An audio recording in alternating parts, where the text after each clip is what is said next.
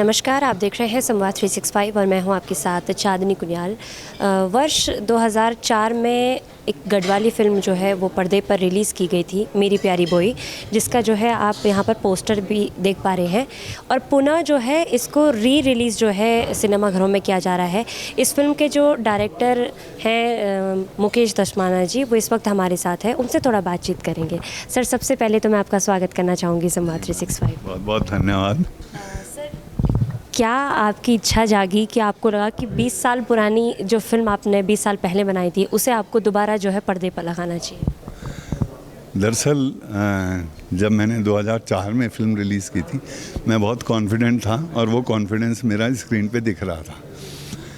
फिर उसके बाद लेकिन मेरी एक ड्यूटी बन गई थी कि मुझे रोज़ सवेरे थिएटर में जाना पड़ता था, प्रोजेक्टर ऑन करना पड़ता था, क्योंकि वो डिजिटल फॉर्म में था और वो यहाँ किसी को भी नहीं, सेंसर सर्टिफिकेट देने वालों को नहीं मालूम था कि डिजिटल है क्या।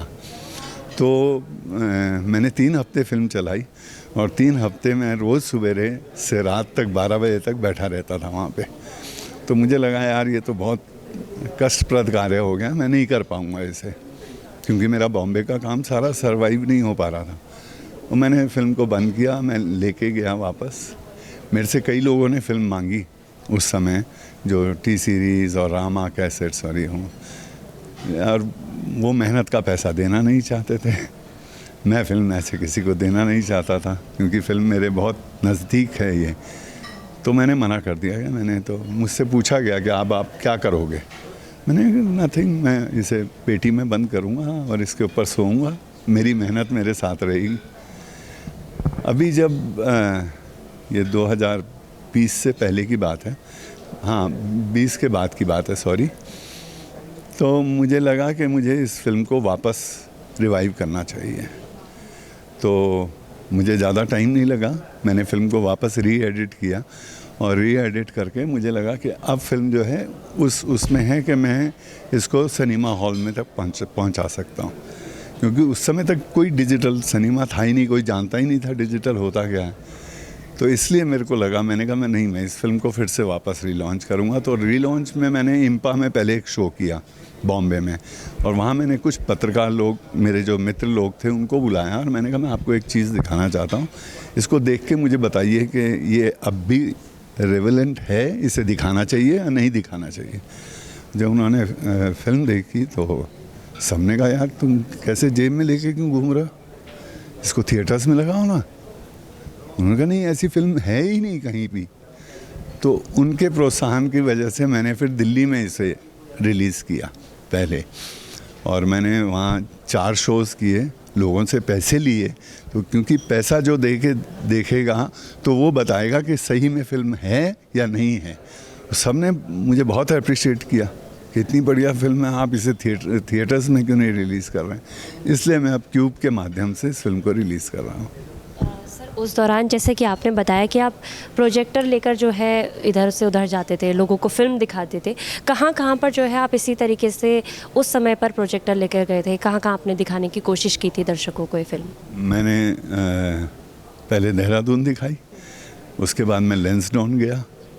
तो लेंसडाउन में जो कर्नल थे उन्होंने लाइन हाजिर कर दिया था सबको कि ये फ़िल्म ज़रूर देखो, क्योंकि जब उन्होंने फ़िल्म देखी तो वो बहुत रोए।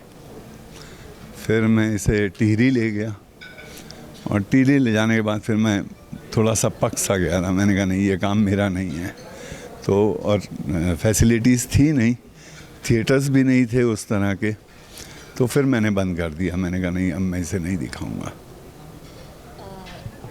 जैसे कि 20 साल पुरानी कहानी को जो है पुनः लोगों को दिखाने के बाद लोगों का ये सुझाव आता है कि इसे जो है पर्दे पर उतारना चाहिए। तो इस फिल्म की कहानी थोड़ा जान लेते हैं कि ये फिल्म जो है मेरी प्यारी बोई, जो फिल्म का नाम है, ये फिल्म जो है किस कहानी पर आधारित है? थोड़ा आप कहानी बता दें अगर। ये कहानी एक्चुअली एक मदर की है बेसिकली। तो जब मैंने मदर को देखा है, वो वीडियो है और उसके पास एक 5 साल का बच्चा है। उसके पति की ये इच्छा रही होगी कि इसको मैं पढ़ा लिखा के बड़ा आदमी बनाऊंगा। तो वो मदर उसको एक मुहिम मान लेती है। वो बोलती है कोई बात नहीं, तुम चले गए, मैं हूँ, मैं पढ़ाऊंगी इसको। और वो उसको एडमिशन दिलाती है, और कैसे कैसे वो उस बच्चे को पढ़ाती है ना।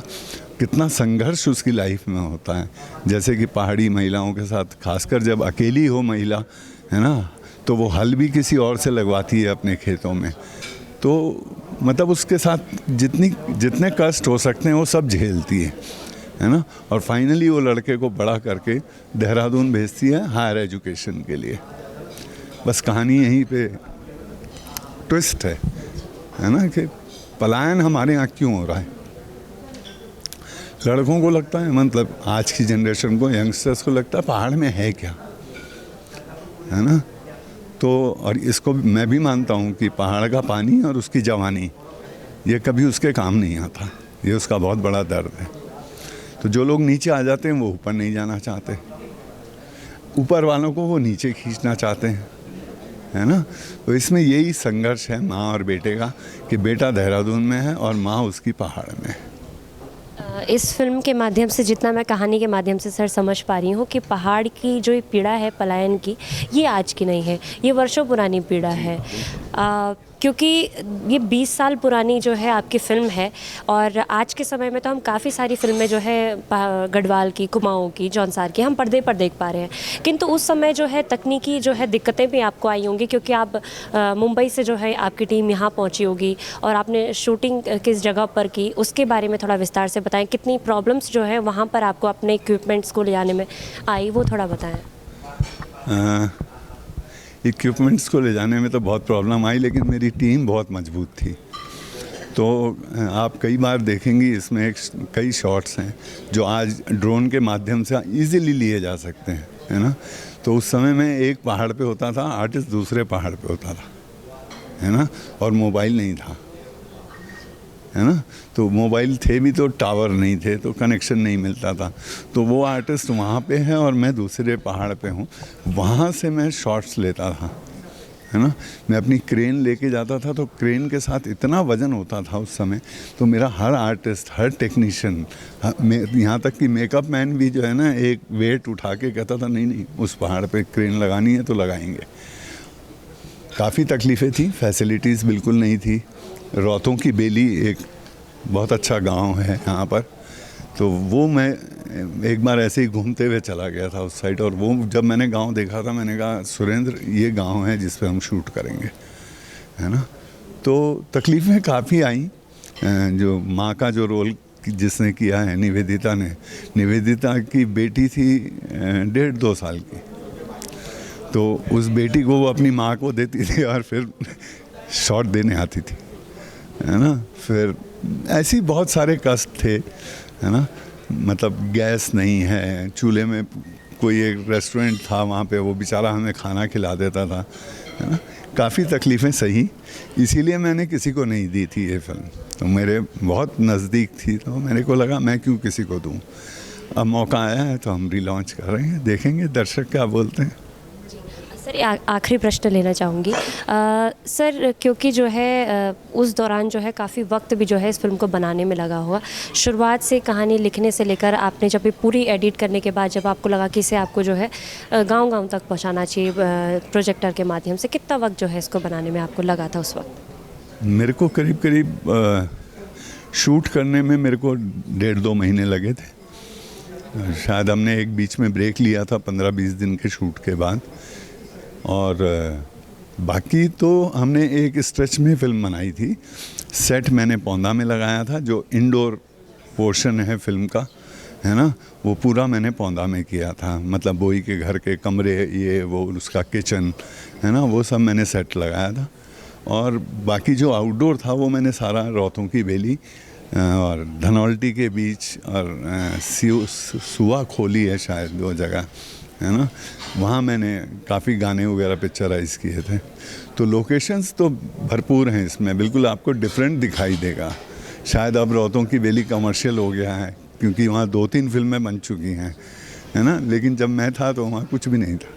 बिल्कुल जो है इस फिल्म में, क्योंकि बहुत वर्षों पुरानी ये फिल्म है और इस फिल्म में जो है हम रोहतक की वैली का एक 20 साल पुराना वर्जन जो है उसमें देख पाएंगे। और एक जो बड़ी बात ये है कि आजकल जो है सोशल मीडिया का ज़माना है, लोग रील के माध्यम से आसानी से जो है फिल्मों से जुड़ जाते हैं, कलाकार जो है आसानी से पर्दे तक पहुंच जाते हैं। किंतु उस वक्त जो है जिस तरीके से मुकेश दसमाना जी बताते हैं कि उनके जो कलाकार थे वो अपने इक्विपमेंट्स को लेकर जो है कलाकार खुद ही जो है पहाड़ी चढ़ते थे और उस दौरान जो है किस तरीके की दिक्कतें उन्हें आती थी। इस फिल्म को देखकर जो है हमें काफ़ी चीज़ें सीखने को भी मिलेंगी। और क्योंकि 20 साल पुरानी कहानी है और उसमें कितना जो है पहाड़ को दिखाया गया है, पहाड़ की संस्कृति को दिखाया गया है, वो तो हम इस फिल्म को देखने के बाद ही लगा पाएंगे।